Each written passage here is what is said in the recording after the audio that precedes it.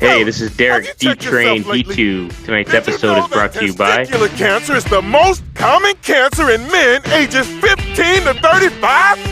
Manscaped has partnered with the Testicular Cancer Society to teach you how to check yourself with testicular cancer. First, you'll want to take a warm shower. Second, use both hands to gently roll your little fellas one at a time between your fingers, checking for lumps, change in size, or any pain. If you feel a soft tube on top or behind your testicles, don't panic. This is the Epididymis, and it's totally normal. We recommend checking yourself once a month. And if you do feel any lumps or swelling, then talk to your doctor right away. Hello? So fellas, make sure you check yourself before you wreck yourself. Share this video to help spread awareness. Hello, welcome back to the Blue Line Hockey Club, folks. We got another exciting episode of the Blue Line Hockey Club. We got 103 tonight, fellas, and we got all the usual suspects sitting in the house with us tonight. We got our producer, Patrick Uncle Lardy Sullivan. What's up, Patrick? Aloha. And our IT guy, the local nerd on staff, Robbie Pete Peters. What's up, Pete? Hey, how you momming them? And the all-around sports guru, Derek D-Train Heat2. What's up, D-Train? What's up, sweet nose?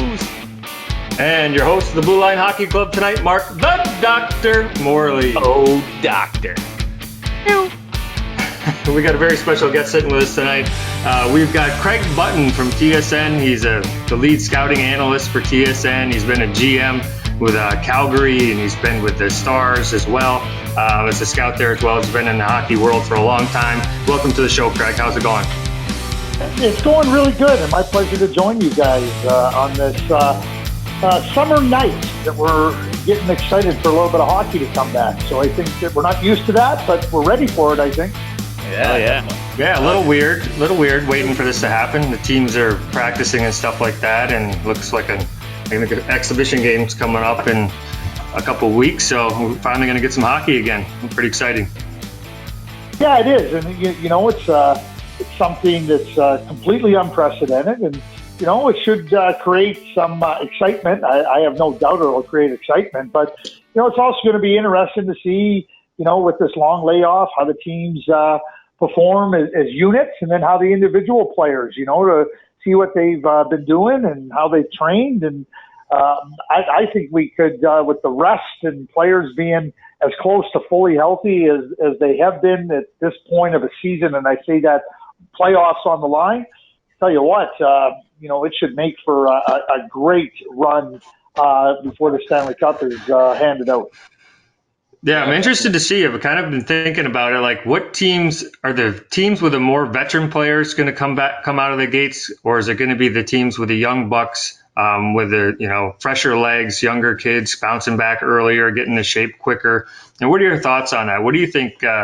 You think the younger guys or the older teams are going to have the advantage when they kick this off? Yeah, you know what? I'm really not sure. You know, like, you know, I think that as you get longer and deeper into the playoff runs under normal conditions, I think that, you know, young legs can, you know, recover a little bit quicker, as you point out, and, you know, you can, you know, push the tempo a little bit better. And, you know, the older players have to, you know, really manage their time off and the recovery. But, you know, I mean, when the games start, it's going to be 4.5 months. So everybody is going to, I think, is going to, like I said, be fully healthy. And I think there's going to be massive energy. And the energy, you know, players find a way to, we hear the term, dig down deep and find a way. But, you know, the mental rest as well as the physical rest, I think is going to really help all players. And I think that players that have experienced the challenges of the playoffs are going, the NHL playoffs are going to have an upper hand here. I really do, because they're ready and they know already what it takes. So, you know, I would lean a little bit, and I'm not talking about the 33-year-old players. I'm talking about the players that are 26 and 25 and 27 that have been through it. And I think that they have a real opportunity to be in a place that they really have never been, playing into the playoffs. Yeah, Craig, you mentioned energy, you know, that kind of pumps up the players on the ice. how do you think the effect of no fans, what's that got to do on their energy level? And do you know any information on that? They're pumping in banter, Noise. or whatever you want to call it, voice into the stadium. Have you heard of that?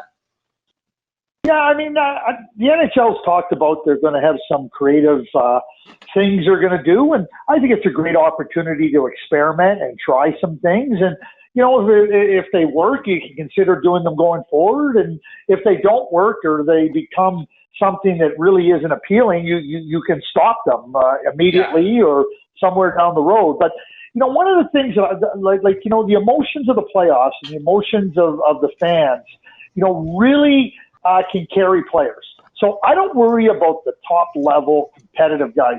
Sidney Crosby could go play in the middle of the Atlantic Ocean on frozen ice, and he is dialed in to do one thing. Conor McDavid, those top players. But I would be concerned about those other players that we see rise up in the playoffs because of the emotions, and they draw on the energy of the fans. And without that, it's going to be really about self-motivation. And some players are better at self-motivation than others. And, I think that that's going to be an interesting thing to watch is some of the players that, just can't get the level of play up because, they're not capable of doing it without these kind of outside forces, which are the fans. And, Sure. That'll be interesting to watch. And I have no doubt that there's going to be a handful of players, not just a handful. There's going to be a lot of players that are going to struggle in that regard. Yeah. Craig, I think to that point, I think what we're kind of missing talking about is the importance right now. You're gonna see right now how good the coaching is of each team in the NHL because this is completely unprecedented. And you're talking about guys that are younger players, guys that are veterans players, but coaching is going to be completely under the microscope right now. And I think you're going to see the guys that can coach these squads in very unusual circumstances rise to the top. So I think you're going to see, in my opinion anyways, really great coaches are going to shine in this situation. What do you think? Yeah, no, I think that's a great point. And, when you think about it too, like every coach is coming back to the team they left on March 12th.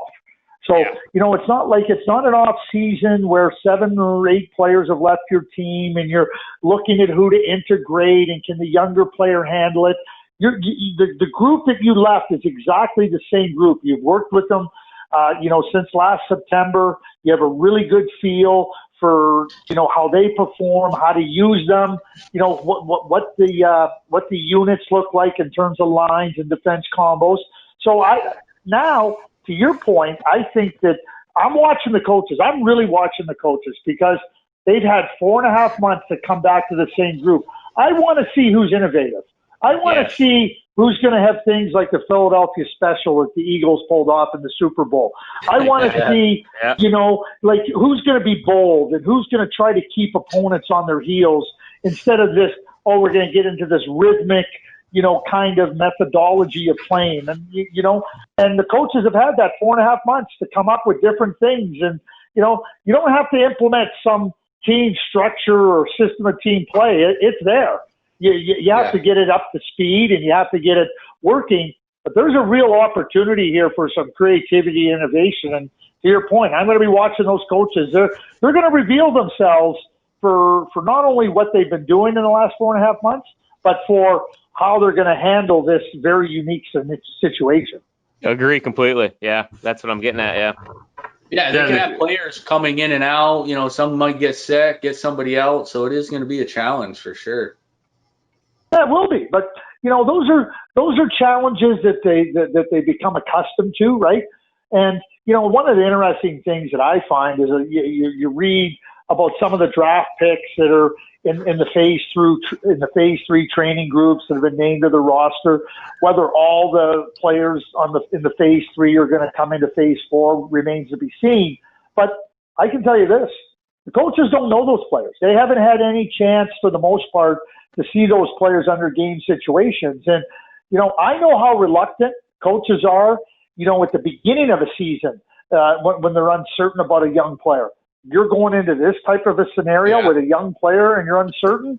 I would be very cautious if I were a team that's trying to integrate a player that has no NHL experience under his belt. And there's a bunch of them that are playing. There are a bunch of them that are really good prospects. This is a whole different animal. Yeah, just to touch on that a little bit, the teams right before all this COVID shit started, those teams that were on a hot streak, take like the Minnesota Wild were playing really good hockey at that point, kind of a bubble team. How are they going to come back after the break? The Rangers, some of these teams that were coming on towards the end of that season, where are they going to be when they come back? Can they get back to where they were? The momentum swing that they had. It's going to be tough, especially Minnesota with a new coach. That really kind of sprung them after Boudreau was let go. So that should be interesting to see how they come back.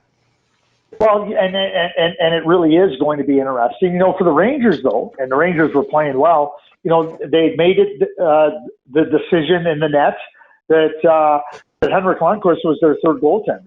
I mean, that's where they were at. So, Shesterkin came in, Georgiev had been good. But keep in mind, Chris Kreider got hurt. He's healthy. Zibanejad had been out. He comes back. And I think that the New York Rangers are a team to watch out for in the East. I think they're really good. The challenge for the Minnesota Wild is their goaltending's been so bad. And, now Brock Besser's coming back. Jacob Markstrom's coming back. It's a healthy team now in Vancouver that they're coming up against, a very good offensive team that has some really good depth. So, Minnesota is they're exactly what they are. Whereas, before when the pause happened, the Vancouver Canucks were short a few players. That's not going to be the case when Minnesota plays them. So, when I look at the Chris Kreiders coming back, Brock Besser coming back, Jacob Markstrom coming back, those are big, significant players. Minnesota's not getting any significant players back. Their team was their team, and quite frankly, I don't think they're very good, to be honest. Older team, too, yeah. Speaking of that, Craig, what do you think about their prospect, Krill? What do you think him going forward with Minnesota, and is that something that can spark them eventually, you think? Or do you think he's go ahead. No question. He's an excellent player, and he's proven it. In the KHL, he's proven it internationally. He's ready to come into the National Hockey League and contribute right from the get-go. And but when I look at the Minnesota Wild, they don't have a lot of skill, and you can add skill. I mean, and interesting. They're going to play the Vancouver Canucks, and look back, a year. They had Pettersson, they had Besser, they had Horvat. And, it was a team that just completely ran short because they were relying on too few for too much. And, now they trade for JT Miller. They trade for Tanner Pearson. They trade for Tyler Toffoli. Well, now they're a way deeper team. And now that skill can't be just focused in on by an opponent and negated and isolated. And right now for Kaprizov, I mean, he's a terrific player, but Minnesota has a lot of work to do to add some skill to their group, because I don't see a lot of skill in that group, going forward in their forwards. So that's something that Billy Guerin and their group are going to have to add, because if you want to take full advantage of Kaprizov, you're going to have to get more skill around him. Yeah, he's a left winger too, right? So they'd have to have a few couple. Yeah, he can play left or right, but he can play left or right wing. He's very versatile, and he's a player that's like I said, he's ready to come in and contribute. He's not one of those players that's going to come in and just play. He's coming in to contribute and be a good player. I mean, he's led the scoring in the KHL, hasn't he, in 2 years in a row? Oh, he's so good though. Because he in the offensive zone, he's exceptionally smart. He can make plays. He can finish plays. And when you get him around really good players, I mean, he knows how to play off of them, and he knows how to get open, and he knows how to deliver the puck. But if you're delivering the puck to lesser skilled players, or you're relying on lesser skilled players to get you the puck, you're just not going to be as offensively productive. And so that he's excellent. He really is. But he's great to add one player. Yeah, he's the one that you see when he doesn't have the puck, right? He's just buzzing around trying to get open, doing 180s, friggin' squirming in and out of players. He's the player that without the puck, he's friggin' buzzing. And I can tell you this: give and go. I'll give him. I'll give you the greatest endorsement that Kirill Kaprizov can have. Pavel Datsyuk played with him at the Olympics, and Pavel Datsyuk thinks there's no doubt in his mind he's going to be a star in the NHL. So forget what I said. Let's listen to Pavel. Yeah. Exactly. There you go.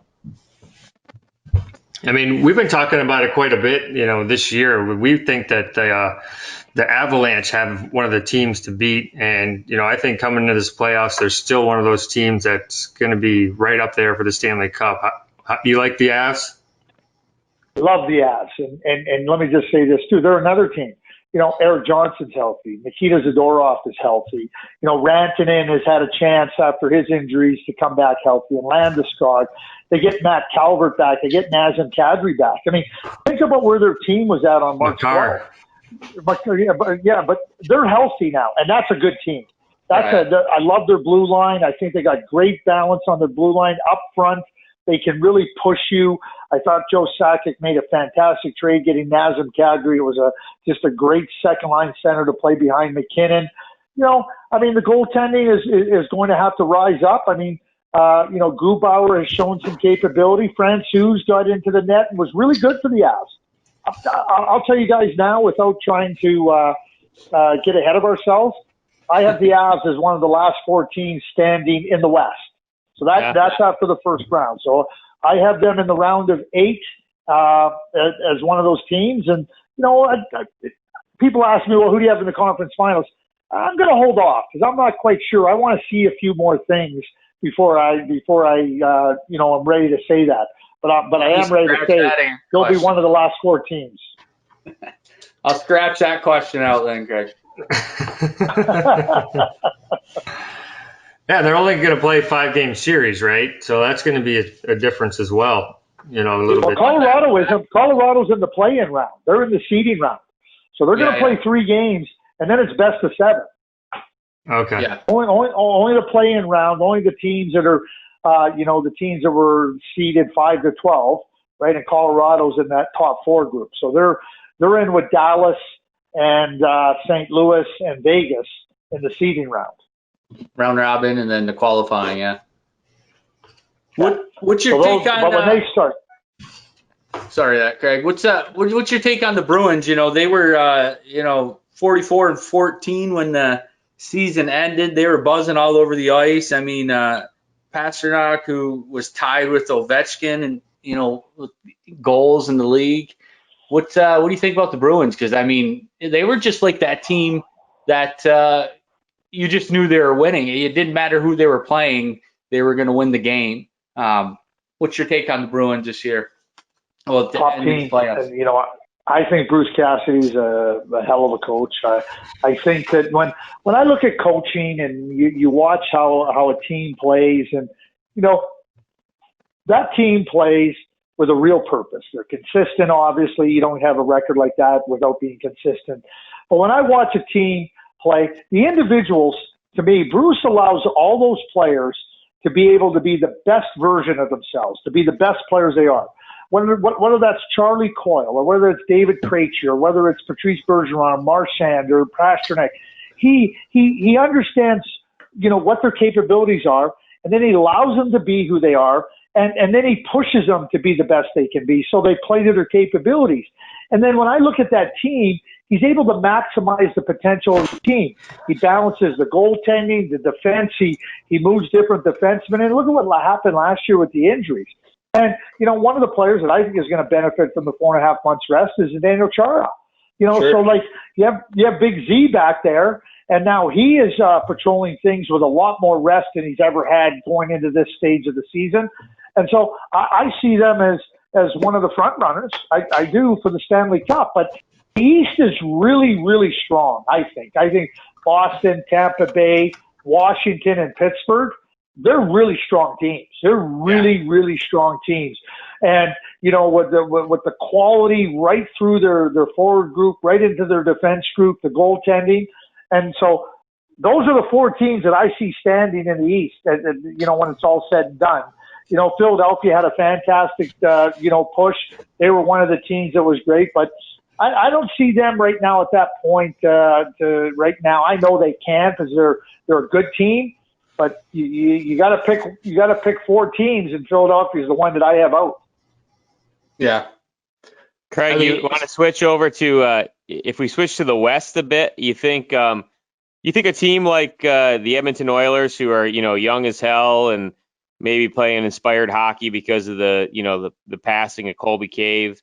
Do you think a team like that, has kind of a off the wall chance of making a run in this thing, or what do you see out in the West? But I kind of think a team like that has a team that has a McDavid obviously always has a chance. But what do you think about their chances going in?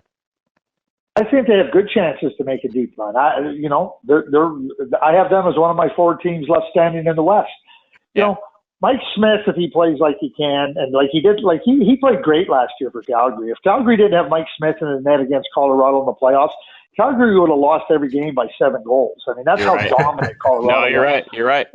And now Klefbom's healthy. Ethan Bear has come in and given him great play. Nurse and Larson. Kenny Holland made some trades. He added Andreas Athanasiou at the deadline. And, Mike Green's not going to play. He's opted out. He was another addition. But, it's Draisaitl. Kyler Yamamoto's come in and really been a good player. So, again, they're another example for me. We know McDavid and Draisaitl and Ryan Nugent-Hopkins have been good players, great players in the case of Draisaitl and McDavid. But, again, they're like Vancouver. They were relying on too few for too much. Well, that's not the case anymore. Zach Cassian's fit in nicely, and Tyler Yamamoto's fit in nicely. They trade for Athanasiou. Riley Shan's a good depth forward. They got Garrett Haas and Nygaard who can give them good, solid play. Dave Tippett's a heck of a coach. You talk about coaching, I think Dave Tippett's an excellent coach. And if you look from January 1st, from that demarcation point in the season, the Edmonton Oilers have been one of the best teams in the league. Goals for, goals against, power play, penalty killing. They've been one of the really good teams. So I think that they got a real chance. And keep this in mind: Conor McDavid last summer had to spend every bit of his energy on rehabbing that knee injury that he had in the last game of the 2018-19 season. Yes, sir. Last 4.5 months, he's been able to work on things that he wasn't able to last summer. I think that he is going to come out and he'll play like he was shot out of a rocket. I agree with you. I would be fearful playing against the Edmonton Oilers. I would too. I just have this feeling like, this in this unprecedented time, I feel like one of these teams that's like a younger team that doesn't know any better, is just going to kind of surprise everybody. And I think that's kind of what the story of this playoffs is going to be going forward, and what's going to happen with the eventual Stanley Cup winner. I just think it's going to be a team that kind of nobody expected in an unprecedented time that kind of pulls through. But that's just one man's opinion. But Edmonton Oilers I think they're going to scare the league too. We'll see what happens. I have to say one thing about Edmonton, though. They feasted on power play goals during the regular season, right? So that's one thing to think about. I don't know what the percentage is, but they scored a lot on the power play, and I think they might be a little reserved. We'll see what happens. I don't know, but yeah, it's always possible with Draisaitl and McDavid for sure. Yeah, well, they have depth, and I think that.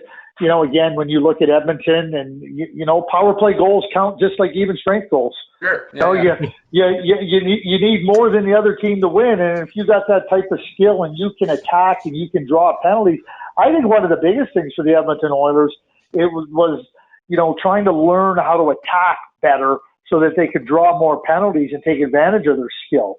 And I really believe that the Chicago Blackhawks are so overwhelmed and everything. I mean, I know what Jonathan Toews has done in his career, and I know what Patrick Kane continues to do in his career. They aren't even close to McDavid and Draisaitl at this stage of their careers. And so I don't care what they did, and what they've done. It's there. It's part of the record. I think Chicago is going to get steamrolled. Yeah. They have some issues in goal right now too. What's up with Crawford? Is he hurt? Yeah, I'm not sure what's up with Corey. I mean, Corey's had the issues with the vertigo and, some concussions and everything. But keep this in mind about the Chicago Blackhawks. They are the very worst team in the league at giving up rush chances, inner slot chances, at all the areas that the Edmonton Oilers take advantage of with their skill. The Blackhawks are the worst in the league. Yeah. Like I said, I just think that they're going to get steamrolled. Yeah. Yeah. I'm with you on that. You heard it here, folks. Steamrolled. Well, another thing that we haven't talked about, because we've been talking about, what's going on in these playoffs, but, how do you like what happened in Buffalo? They pulled a Trump and fired everybody. And is that the craziest thing you've seen in hockey since you've been covering it? 2 firings or something like that? Well, I mean, it's, without knowing, what happened in the background and everything, but, it's really quite simple. And I'm not here. I mean, it's, at times people don't want to hear the critical analysis, but it's real simple. And Terry and Kim Pegula are committed, passionate owners. They are. There's no question about it. They want to give the resources to the people managing their team and running their team, and they have, and there's been no question about it. But from the time they've taken control of the team in 2011, 9 years of disarray. That's what it's been. And nobody can tell me it hasn't been anything but that. And so, you know what? They make another change. I said this at the time. You know what? I don't want to hear. I don't care what you say anymore. Your actions are going to speak much, much louder than your words. Listen, people say, oh, Kevin Adams took over. Well, he has no experience. Well, the last 2 guys that they hired had experience. It didn't work out very well there. So, they know Kevin. They feel comfortable with Kevin. I think Kevin is an honest, down-to-earth, smart person. But, you surround yourself. I think they have some good players in their system. But, no, I don't think anybody could make the case for the Buffalo Sabres that the last 9 years haven't been, pretty much full disarray. Because that's what it's been. So, you know what? You got a chance to move it forward. Well, I wish Kevin the best, and I wish Terry and Kim the best, because they are good, passionate owners. But it hasn't been the Buffalo Sabres have been one of the worst performing teams in all of sports, not just the NHL. The biggest news they made is the firings, right? That's the most talking that people have done about it. You missed the days of old Patty LaFontaine. Oh, la la la la la la. Greg, listen, we're all Northern New York boys, man. I know you're from Rochester, New York. We're from, every single person on here is from Canton, New York, where St. Lawrence University is, and, 10 miles away from Clarkson University. You got any good memories of upstate New York? You have some stories to tell about anything like that, or what? Yeah, I'm a big Golden Knights fan. Oh, God, here we go.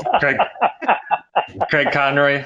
Yeah, Craig made him to say that. Who doesn't love? Listen, St. Lawrence fans love Craig Conroy. He's impressive. One of the things, and we talk about it. I always try to.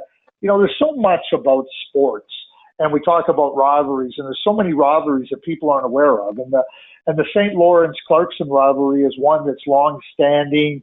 The great college communities and great college support for those hockey teams. And, over the years being in those arenas and, teams that were good and, but it didn't matter, where those teams were at in the standings, you could always count on a great competitive game. So, whether it was in the middle of winter, I mean, it was a tight, those rinks were so tight, the old rinks, right? They were tight. And you almost felt like you were right in the action with the players. And I think that the players, we talked about the emotions that players can draw from the fans. I mean, the college hockey atmosphere is one of the best you can see. And I try to encourage people, we talk about rivalries. The Minnesota State High School Tournament is a great rivalry. Djurgården and AIK in Sweden is a rivalry. Well, St. Lawrence and Clarkson in the ECAC and in college hockey is a long-standing great rivalry. And you look at the players that have come through those programs. It's a great history in those places. I feel really fortunate, guys, to have been able to experience so many of those environments. where you see the passion of the supporters, and really where hockey is thriving. And I don't think there's any question that that's the case. Yeah. Yeah, it's pretty cool to see towns that small have great hockey like that, and towns of 6,000-7,000 people being able to put together great atmospheres like that. Appleton and the old Walker Arena or Teal now in there. I was always scared going into Walker that if somebody lit a cigarette that the whole thing might go up in smoke. Appleton's the same. They still have those pine seats, and I mean those things are dried out like an old popcorn fart. I mean they're gonna go up when they go. It's gonna go. Yeah, but didn't they say that the St. Lawrence kids were smarter than the Clarkson kids, so they weren't going to put themselves in peril? They drank more. They drank more. Yeah. The Hoot Owl. Yeah, there you go. So before we let you go, one last question I kind of wanted to ask you before we get you off the show here. Obviously, you're a scouting analyst, and you've probably been following the draft pretty close, and that got bumped back from June to October, apparently. What do you see like the top 4 draft picks this year and the quality of these picks? Well, I'll answer the quality part. I think there's real high quality in the first. I mean, you can talk to different people and see different things. Whether it's 10 players, whether it's 12 players or 13, I think the quality is really high. And so I'll define quality. First line forwards, top pair defensemen, and if you want a goalie, the Russian goalie is the number 1 goalie. So, when you can go that deep with that many players in a draft, I think that tells you how high quality it is. If I take you back to the 2018 draft, I know that when, we do the draft for NBC, Bob McKenzie and I, and, we knew who the first 12 players were going to be. We knew exactly who they were going to be. Darlene went 1, Svechnikov went 2. And we knew who the next 10 players. We didn't know what order they were going to go in, but we knew who they were. Kotkaniemi went 3, and then Kachuk went 4, and Barrett Hayton went 5. So, if you look at rankings and everything, you can see the players in different spots. I think this year's draft is exactly the same. We know Lafreniere's going 1. I don't know who's going 2. I don't know if it's Byfield or Drysdale or Stutzla, but we've talked about it, Bob McKenzie and I, that we feel that this year's draft is like 2018, that we're pretty confident we know who the next 11 players or 10 players after Lafreniere are going to be. We just don't know what order they're going to be going. And do you like Marco Rossi? Do you like Lucas Raymond? Do you like Alexander Holtz? Do you like Jake Sanderson? Do you like the goalie? I mean, there's so much there for teams to deliberate over. So I think there's just great quality. And, there's some drafts where you just go, okay, that's the second guy. Like the Svechnikov, Darlene was going 1 and Svechnikov was going 2. Everybody knew it. There was no debate on it. But, there's no certainty who's going 2 in this draft. I don't think the team picking 2 or the team picking 3 or the team picking 4, regardless of who they pick all the way to 10, I don't see them going wrong. I see them getting a high-quality player right deep into that part of the draft. Craig, you got a guy that, the way the executives make their money in these leagues is, in this day and age is somebody off the radar, late rounds. You got somebody that nobody's going to talk about that you think is going to make a big impact in the league? Oh, I think there's a bunch of guys. I really do. I mean, I've watched Brendan Brisson, who's going to Michigan, and he played with the Chicago Steel. I think he's going to be a terrific player. I mean, Jack Quinn, who played in Ottawa, I think he's the best goal scorer in the draft. But, you start going deeper. Carter Savoy, who played up in the Alberta Junior Hockey League, I think he's a terrific goal scorer. Igor Sokolov, he's a 20-year-old. He's a big 6'4" winger with just the softest, magical hands that's really improved his game. And somebody's going to draft him at some point. And I don't think it'll be. I think it'll be somewhere in the late second, early in the third. I think that you got a chance to get a really, really good player. Sean Farrell, who played with the National Team Development Program in Plymouth with Hughes and Caulfield and Turcotte, that great group of players. I see him as like a Chris Drury type player. So you start to go through some of the different players, and I think there's a lot of really good raw defensemen. that are going to get selected in the second and third round.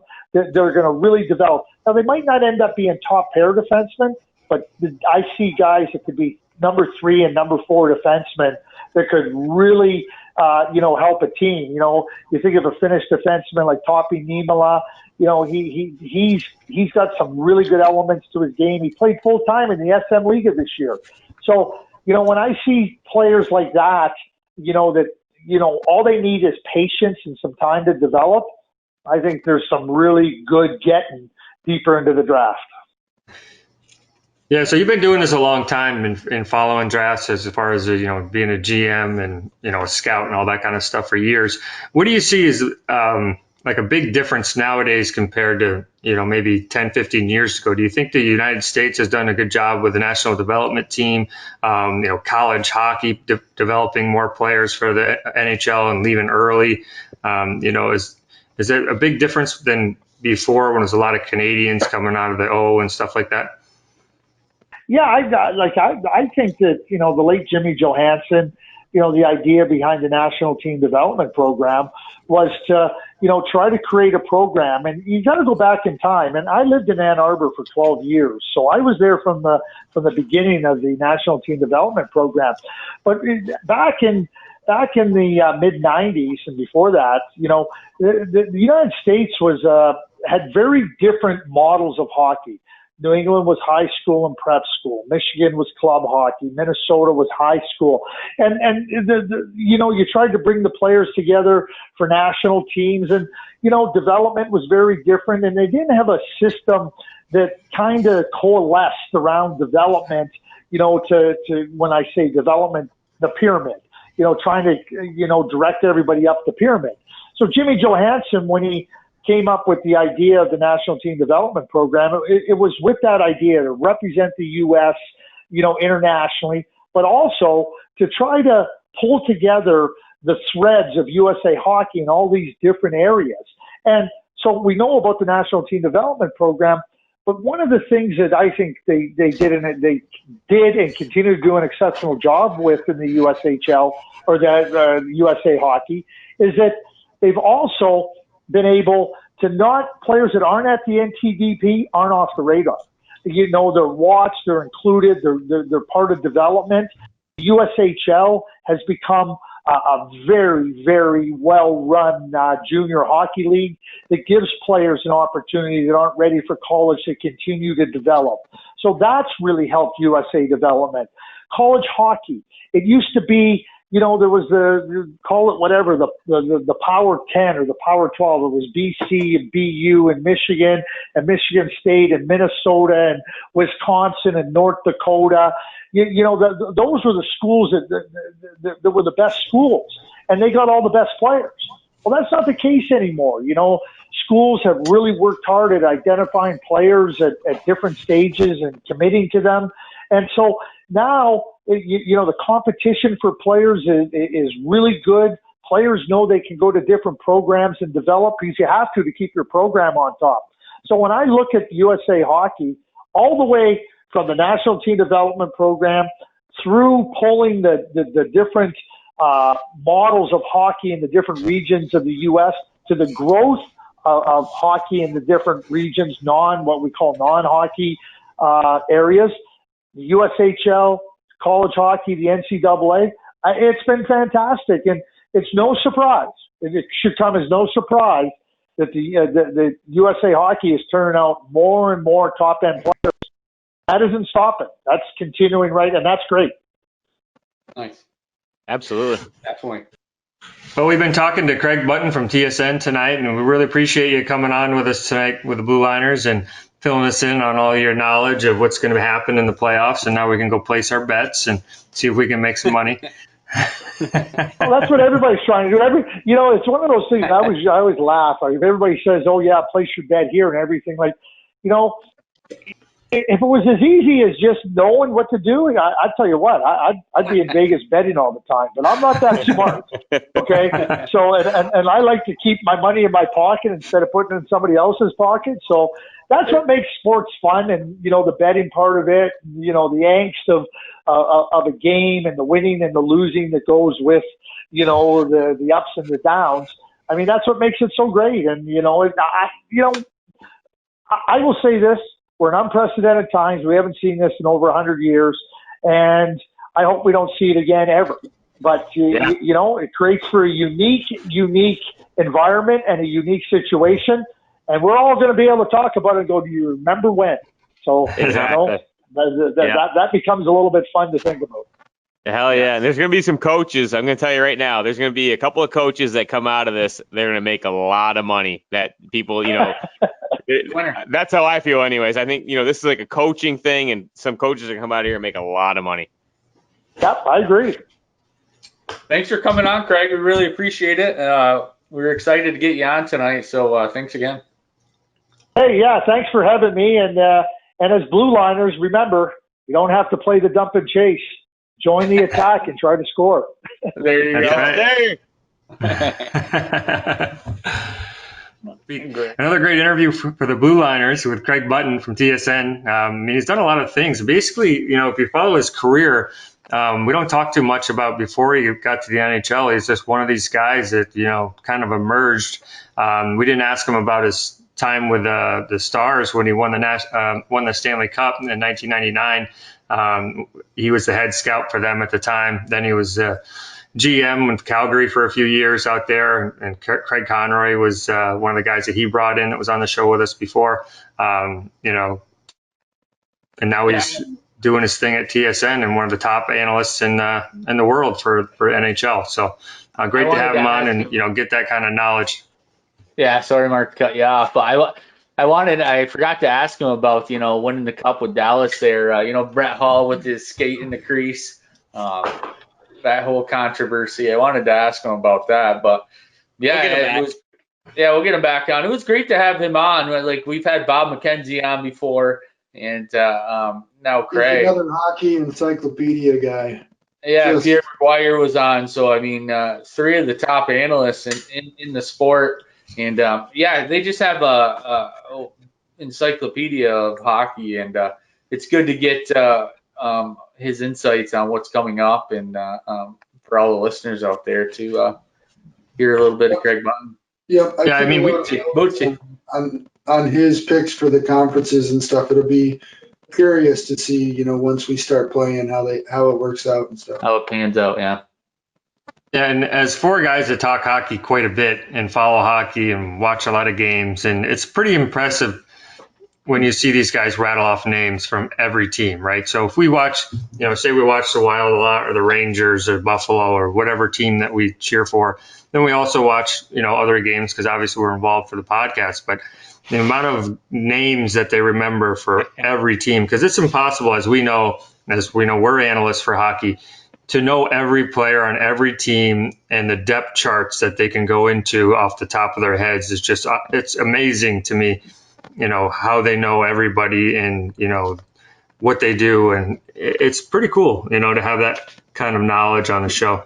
That's a good point, Doctor, man. I was thinking the same thing. Like, every time you hear these guys, like, just rattling off, like, every single player, like, on every single line, every single defenseman, it's, there's a lot of teams in the NHL. Like, the NHL, I always say, like, in the NFL, like, for instance, like, you can kind of, like, memorize, like, players because there's not as many teams, or it's just, the NHL is a different animal. So, like, for guys like him to just, and all, like, professional analysts like him to just be able to, like, rattle off every single player, every single statistic, like, it's really a rare thing, and it's pretty cool to listen to. And it's just fun. It really is fun to listen to. Like, I'm always impressed, man. Paid, right? It's a little different when you're paid and that's your job. Where we all four of us hold down full-time 9-to-5s and have families. And we do watch our. There's the hockey community or hockey fan base in the United States is pretty small compared to most sports, basketball, baseball, football. We're pretty small. And I would say us four guys definitely we're hockey analysts, and we talk hockey and watch as much as we can. And we have a Rolodex of players that we know and what they do, but nothing that compares to these guys that they can rattle off all 4 lines and a couple guys. It's a different level. It's a different Bob level of McLean, knowledge. McKenzie, McLean. I mean, these guys, even Pierre McGuire. I mean, it's not just the players. You listen to him talk. He talks about the GMs, the owners, everybody involved in the team. And then you can ask him a question about the draft. And he goes on to speak of, every top draft pick and knows all their names. And I mean, just pronouncing some of these names can be a fucking challenge. So, yeah, it's great to have these guys on. It's awesome that we get these top-notch guys. I mean, I forgot about McLean and Pierre McGuire, and now we got Button and McKenzie and pretty top-notch guys. I'm telling you right now, boys, though, I just want to reiterate this, and I talked about it in the podcast. There's going to be a couple of coaches that come out of this very weird situation that make a good run, that maybe aren't the best coaches in the NHL, same as like other sports, that are going to make a whole ass ton of money because they make a good run in a short span. And you mark my words, man, there's going to be a couple of coaches come out of this that, get like really big gigs, really big money, because this is going to be a coaching thing going forward. Like, they're going to be rewarded more than even the players, I think, in my opinion, because there's going to be so much emphasis put on the coaches and how they deal with this situation. So we always talk about Torts and see how it happens. Yep.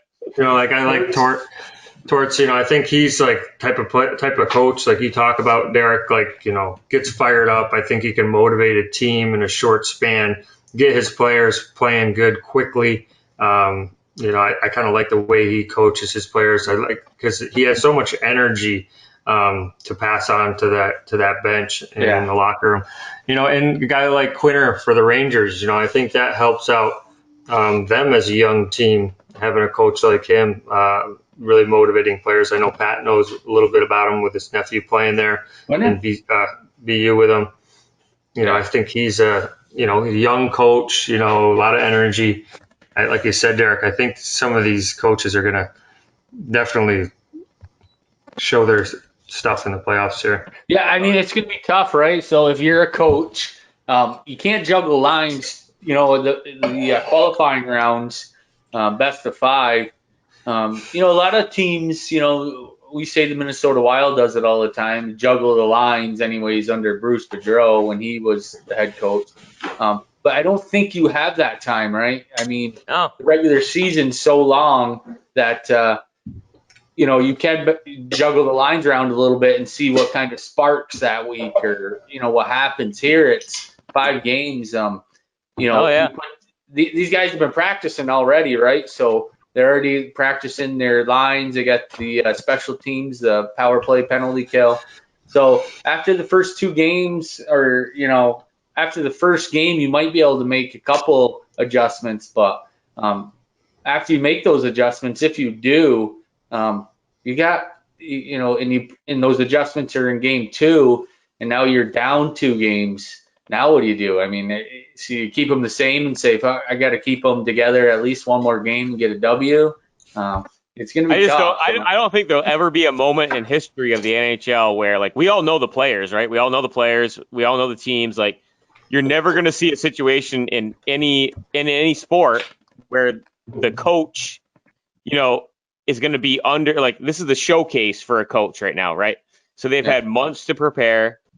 We all know the players, but there's never going to be a situation where the coaches are showcased so much in what they can do, like, in a short period of time to get their team. This is like a brand new start, right? So every team has an opportunity to win the cup right now.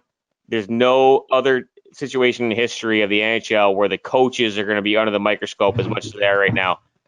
Yeah. Bottom line, period. I mean, it's just the coaches are going to be on the microscope more than ever. Players are going to be the players, and it's going to be the coaches that are. It's going to be all over. Yeah. And like Craig said, what coach is going to do some innovative things to get them to the next level, right? To get them to the next round. Which coach is going to think outside the box, do things a little bit differently than they have in the past, and help their team to get to the next level. No doubt. Speaking of outside the box, boys. Oh, Manscaped. Manscaped. That. I got my Manscaped today in the mail. You gonna open it up? Yeah, I'm gonna check it out. So for the listeners, Robbie Peters here, he's opening up a box that we've received from Manscaped as one of our sponsors on the show. So he's opening up the box that we got right now. He's got the mower in there.